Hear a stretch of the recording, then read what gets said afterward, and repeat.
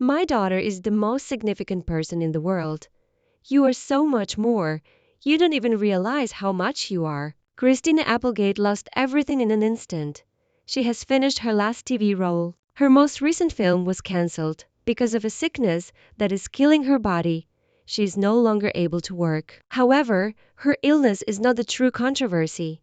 It is what occurred decades ago and no one was aware of. The decisions she made as a child, the predators, and the abuse. Even her most ardent admirers will be shocked by the trauma she will disclose in her upcoming memoir. Not all secrets were intended to remain hidden. On November 25, 1971, Christina Applegate was born in Hollywood. Her father produced records.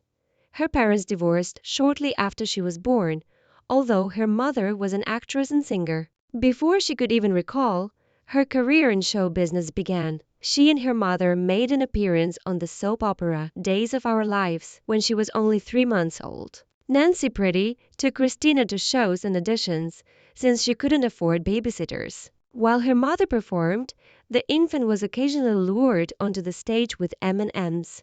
By kindergarten, Christina was already a member of the Screen Actors Guild, although other kids her age were still learning to speak. She appeared in a Plague's baby bottle commercial when she was just 5 months old. Her single mother relied on it to keep them afloat, so it wasn't simply adorable. Toys and cartoons were not part of Christina's early recollections. They were about waiting for the next scene while on site and listening to stage directions. Christina once received a guitar from singer Stephen Stills, whom Nancy briefly dated and held for years. She only knew that world. She was more than a young star in Hollywood. In it, she was surviving. Christina debuted in a bizarre horror film called Jaws of Satan when she was 9 years old. It was about devil-possessed snakes attacking an Alabama community. Christina portrayed a businessman's daughter, and the movie was so obscure that it was hardly released. Still, it was her first foray into professional acting from baby advertisements. She then went on to television programs, including Silver Spoons and Charles in Charge. Her performance in Heart of the City earned her a Young Artist Award in 1986. The majority of children went to the park in the afternoons. Christina used hers to practice lines and film scenes. However, there was something extremely terrible hidden underneath the accomplishment. Christina was called a beast by a local lad when she was 8 years old. The single word had a powerful effect on her. She later claimed that one incident marked the beginning of a protracted conflict between food and self-worth. Her mother signed her up for Weight Watchers when she was 15, just as she was getting cast as Kelly Bundy in Married with Children. Christina stopped eating healthily. She would only eat 5 almonds on certain days. She would remain at home and scream if she ate 6. It appeared that her mother was unaware of the harm. Nancy only inquired, "How'd you do it?" When Christina lost 110 pounds, Christina landed the job that would make her famous in 1987. She played Kelly Bundy, the blonde daughter in Fox's daring new sitcom, at the age of 15. The 11-season program contributed to Fox's rise to prominence as a major network. It was different from anything else on TV, humorous and crude. Christina's portrayal of the stupid blonde gained notoriety. Her quotes, often referred to as Kellyisms, became beloved. However, she was starving herself in silence while making millions laugh. She suffered from an eating disorder for decades. It wasn't until 2024 that she publicly discussed it. She talked candidly on her podcast with Jaimelyn Sigler that year. She claimed that she simply quit eating because of the extreme pressure to be skinny. She desired for her bones to be visible. Nobody knew for years. Although she appeared okay on TV, she was breaking on the inside. She still has trouble with mirrors. To keep from crying, she writes messages on the glass. At the age of 19, Christina Applegate landed her first major film role, but it didn't turn out as planned. With only $4.2 million in its first weekend, Don't Tell Mom, The Babysitter's Dad hardly made an impression when it debuted in theaters in 1991. It only made $25.1 million overall. In the beginning, Christina had no desire to work on the movie. She didn't think much of commercial movies at the time because she was still working on Marriage with Kids. She later acknowledged that she pretended to be superior, even calling herself a freaking asshat for being so challenging on set. However, the movie gradually gained popularity in spite of its poor box office performance and reviews. People began watching reruns on cable and rented it on VHS. It developed become a cult favorite over time. Viewers identified with her performance, even when critics failed to recognize her potential. When her long-running TV show ended in 1998, Christina realized she needed to take risks. At the age of 26, she was prepared to establish herself as someone other than Kelly Bundy. She picked two films that year that couldn't have been more dissimilar. One was the big hit, a crazy, action-packed comedy in which she co-starred with Mark Wahlberg. The other was Mafia, a blatant parody in which she portrayed the fiancé of a mobster. Although neither movie was a huge hit, it wasn't the main objective. She was eschewing her previous persona. Her ability to play darker, more sophisticated characters was demonstrated to the industry by these roles, which marked her first significant foray into adult roles. It was a calculated, cautious adjustment, and it was successful. She went much farther with The Sweetest Thing in 2002. People assumed she and Cameron Diaz had known one another for years because of their effortless chemistry. The movie wasn't quite well received by critics, even though Roger Ebert acknowledged that the film wasn't very excellent. It was difficult not to love the way Christina Diaz and Selma Blair threw themselves into it. It was intended to be a female version of There's Something About Mary, complete with outrageous sequences and wild humor. It was a turning point for Christina. For the first time, audiences viewed her as a romantic lead rather than as a sidekick. The industry also paid attention. She received additional offers and more jobs that allowed her to take center stage as a result of her on-screen relationship with Diaz. Anchorman followed in 2004. Christina portrayed TV anchor Veronica Corningstone, who was modeled after journalist Jessica Savage. She gained another memorable persona from this role. On a large screen this time, in an improvisation-based film, she competed with Will Ferrell and his comedic crew. The script didn't even include many of the scenes. Veronica became more than just a character because of her timing, delivery, and self-assurance. She came to represent Christina's progress. Fans greeted her return with open arms when Anchorman 2 was released in 2013, almost 10 years later. She had developed into a daring actor who could design her roles and compete with anyone on film after starting off as a young sitcom star. In 2005, Christina Applegate fulfilled her lifelong dream of appearing on Broadway when she played the lead in the Al Hearst Theater's revival of Sweet Charity. That goal was finally realized. From May 4th to December 30th, the musical performed for 279 performances. She received a nomination for a Tony Award for Best Actress in a Musical, a nomination for a Drama Desk, and a Theatre World Award for her portrayal as Charity Hope Valentine. Her transition from comic television to musical theater astounded critics. Having studied dancing since she was a little girl, this position felt like the culmination of all her hard work. However, the path to Broadway was not without its challenges. Beginning in Minneapolis on January 25th and continuing through Chicago and Boston. The show had a difficult 3-city preview tour.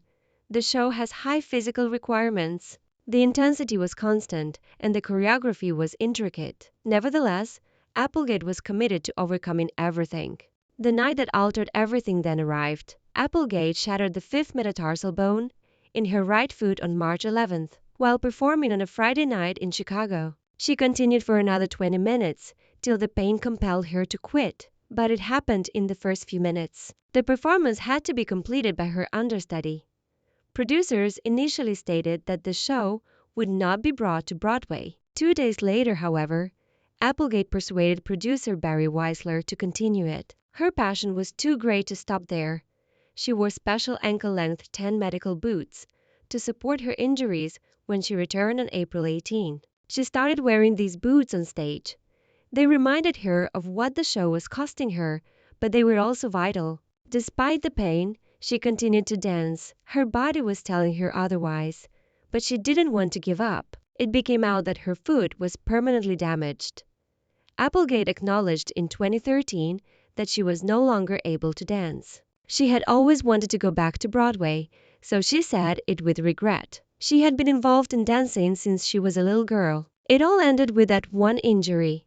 It altered her perspective on her job. She occasionally danced when she could, but she was no longer able to pursue the physically demanding parts she had formerly enjoyed. She was honored to earn a Tony nomination, but it was painful as well. Although it happened after the injury that ended her dance career, it demonstrated that she had really made it on Broadway. Dennis O'Hare, her co-star, gave her flowers on opening night and told the crowd how much she deserved to be on stage. The guts and effort it had taken for her to get there were encapsulated in his comments. Jonathan Shach and Christina Applegate's marriage appeared to be a dream come true. After dating since 1997, they were married in Palm Springs on October 20, 2001. Although everyone believed it would last, there was a problem behind the scenes. She filed for divorce from Shach in December 2005. In August 2007, it was finalized. Christina kept a Lexus and the houses in Los Angeles. Shai drove off with a Buddha statue and a Mercedes. Neither sought assistance, but the subsequent events were even more depressing. He fell into a dark place, according to Shai. He resorted to casual sex, drugs, and booze. God seemed to have deserted him.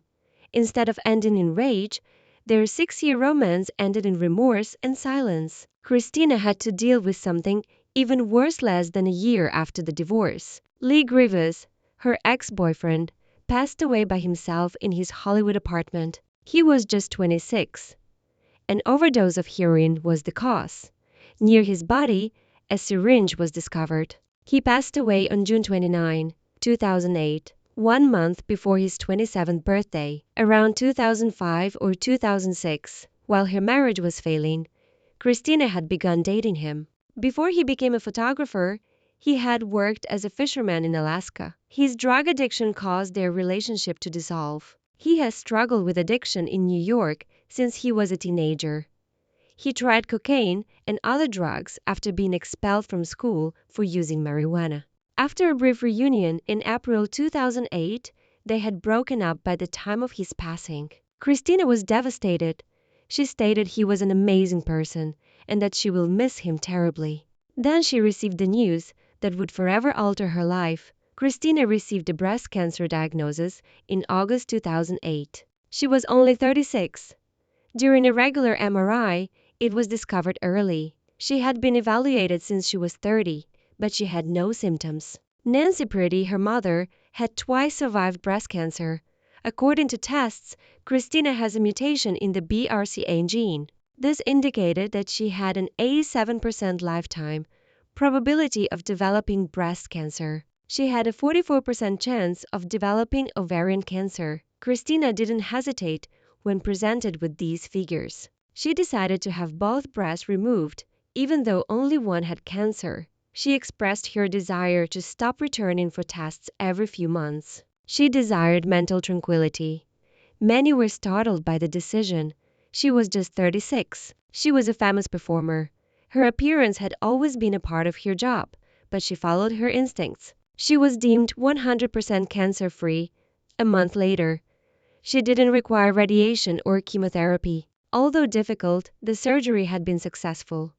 She later acknowledged that she had screamed and cried at times. Joking that she would have the finest boobs in the nursing home, she attempted to maintain her sense of humor. However, beneath the humor, the suffering was genuine. She used that pain to do something significant in 2009. She founded Right Action for Women, a nonprofit organization. It facilitates the necessary MRI examinations for women who are at high risk for breast cancer. In many cases, insurance does not pay these screenings. Millions have been raised by the charity. In one agreement with ISEX, the business promised to contribute at least $100,000 toward the cost of additional screenings. Christina persevered through pain and transformed her darkest event into something that could save lives. After getting married and starting a family, Christina Applegate made a daring comeback to television.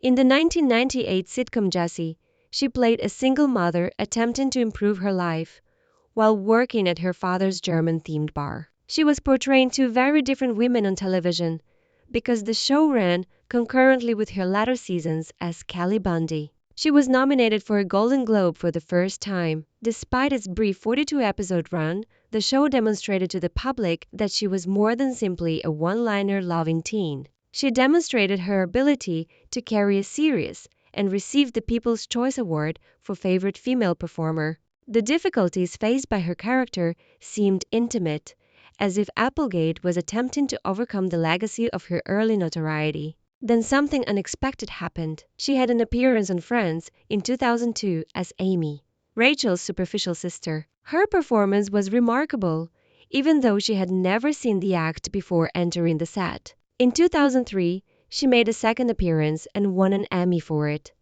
She acknowledged on her podcast in 2024 that she had only recently begun watching Friends, 20 years after it was filmed, and that she was shocked that she had won an Emmy for a show she had never even seen. It didn't feel like work, she joked. Nevertheless, it turned out to be one of her most enduring parts. With Samantha Who, a sitcom about a woman who loses her memory and must discover who she truly is, she took greater control of her career in 2007. Applegate served as both an executive producer and the film's lead. She was nominated for 2 Emmys and 2 Golden Globes for it.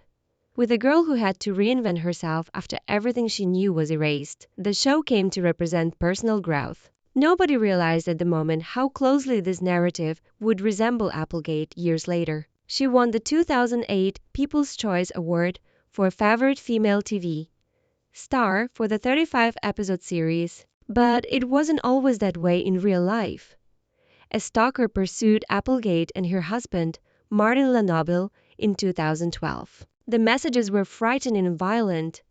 One tweet threatened to blow his head off, while another stated, "You stole Christina away from me. I'm going to kill you."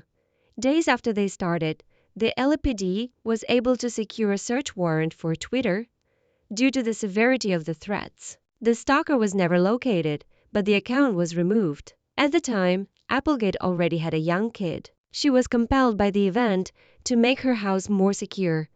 This was not the first time it had occurred. At one point, someone had broken in and put on her clothes. Then came the turning point in the story. While filming the last season of Dead to Me, in 2021, Applegate received a multiple sclerosis diagnosis. In retrospect, she saw that the first indication had appeared years before. She brushed it off after falling while sprinting while shooting the pilot. Her condition rapidly deteriorated while filming went on. She needed to be wheeled to the set. Even though she couldn't accomplish basic tasks like opening doors, she persevered and completed the season. She then stated, "I discovered that I had MS on a Monday after work, a condition that will affect me for the rest of my life." Everyone was astonished by her candor regarding the illness. "I don't like living," she admitted. "I no longer find things enjoyable. I live in hell," she said of her existence. She put on 40 pounds. She now worries falling in the shower and needs a cane to walk. It can be difficult to hold a phone, open bottles, or simply get out of bed in the morning. There are times when she simply gives up and remains in bed. Her home has become her entire world, and she seldom ever leaves it. Her situation worsened in 2023 after she received the sapovirus from a salad she had eaten at a restaurant she trusted. It led to days of severe illness. She went into excruciatingly detailed detail about it. Sickness, lightheadedness, and diarrhea, while attempting to take a stool sample. She discovered that consuming someone else's feces was the source of the infection. She once woke up unaware that she was in a pool of her own feces.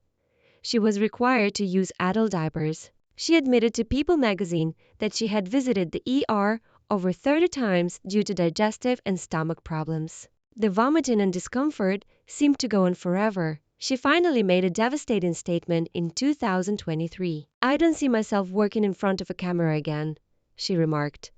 5 O.M. is the wake-up time. and it was just no longer feasible to work 12-hour days. She referred to the Screen Actors Guild Awards as her final award ceremony and made one farewell appearance there. She isn't giving up entirely, though. She intends to continue working in some capacity and support her daughter by doing voiceover work. Re-starring as Kelly Bundy in an animated Married with Children series is one of those projects. Christina Applegate has long been renowned for her comedy and strength, but in June 2024, she revealed something new to the public. She subtly revealed something on her show that surprised the audience. She claimed to be in such a profound despair that she didn't see the purpose in going for a walk or even obtaining coffee. She made no effort to make it seem fancy. At 52, after decades in the spotlight, she confessed simply, "I don't enjoy living." This was the most vulnerable she had ever been. The situation worsened after that year. She talked candidly on what it was like to live with multiple sclerosis in November 2024. She was clear. She claimed that she screamed in bed due to excruciating agony. She was unable to answer her phone. She was unable of opening a bottle. Her hands were tired. One MS sufferer compared the discomfort to knives in the stomach during that same show. Christina made no attempt to mitigate the situation. She simply stated, "It's the worst." Suicide watch speculations swept the media 2 weeks after she made her mental health revelation. She swiftly clarified that it wasn't true. She said that she had never been and would never be under suicide watch. However, she clarified that having an open conversation about mental health was therapeutic. It alleviated some of the embarrassment. She was aware that her statements had been misrepresented by the media, but she refused to retract her candor. Her physique had transformed in ways she couldn't ignore by the beginning of 2023. Because of her medicine and lack of exercise, she had put on 40 pounds. Known for her dancing, the woman now used a cane. She claimed that she no longer felt like herself. "It hurt to watch herself on the last season of Dead to Me. She was unable to finish it all at once. People didn't know what she was going through on the inside, but she wanted them to know that she was conscious of what they saw." Then, the 2024 election night arrived. Kamala Harris had just lost to Donald Trump. Social media was buzzing after Christina put something online. She advised anyone who voted against the rights of women or people with disabilities to unfollow her. She reported that her daughter was crying. She announced that she was closing her fan account. She didn't hold back when someone made a sexist remark. "I'm furious," she said. The internet, however, never forgets. She made an effort to apologize by the next morning. She claimed that she was crying, that she was no longer upset, and that all she wanted to do was watch Bravo programming. However, the harm was already done for a lot of fans. Los Angeles was devastated by wildfires in January 2025, a few months later. Still in shock by the election, Christina blew up once more. She attacked those who claimed Hollywood deserved it on her podcast. She stood up for her city. She claimed that ordinary people, not celebrities, made up the majority of La. Christina wasn't in the mood for her co-host's attempts to soothe her. "I'm done being quiet," she said. Another round of internet criticism was triggered by that episode. Some claimed to be on her corner. Some claimed to be done with her. Christina, however, was not going to slow down. Her book, You with the Sad Eyes, is scheduled to be published in March 2026. It is expected to disclose trauma she has never discussed: abuse, physical problems, and desertion. At the age of 3, she began performing. This implies that there are years of tales that the general public is unaware of. "The book won't be dramatic for the sake of drama," she stated. "It will just be truthful. It's scary, but it's time," she added. She got another opportunity to play the part that made her famous. Married with Children was being developed as an animated series. With the entire original cast, it would have revived the Bundy family. Christina was scheduled to make a voice acting comeback. The project was cancelled in July 2025, yet it was the only type of work she could still do. Kelly Bundy is no longer there, but the studio left the door open. Christina took on a new position in 2023. She forced everyone to pay attention to disabilities when she arrived to the Emmys with a cane. Behind the scenes, she lobbied for accommodations. Producers paid attention when she told them she needed assistance getting ready and support on set. She had survived breast cancer years before. She was now speaking up for people who felt invisible, whether they had cancer, MS, or something else entirely.